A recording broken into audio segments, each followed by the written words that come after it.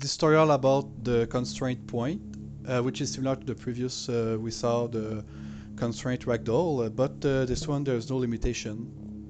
Like it's free movement, it's only connected by a point.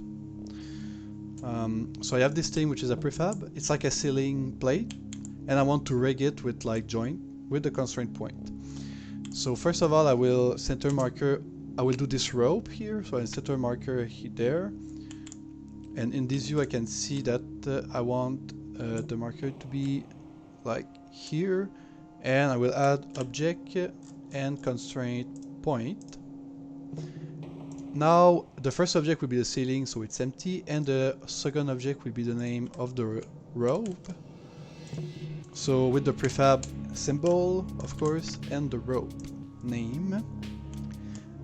And I will, in advance, I will copy this, and I will do the bottom joint. So I will pass the. So the first object is the rope now, and the second object will be the base, which is the concrete base we have here. And I also set this to breakable with 20. Now we'll do the other rope. So in this view I can put marker on the top and pass the object. And instead the rope here is named 01. And I will do the bottom now. So put marker bottom, past object.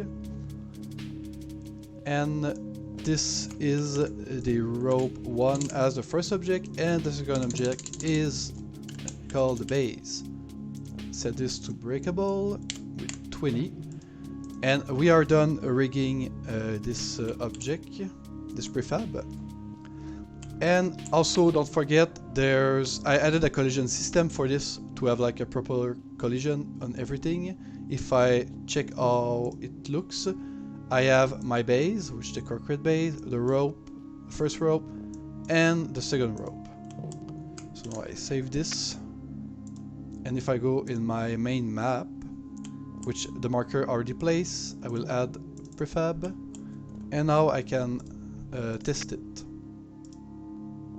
So compile the map.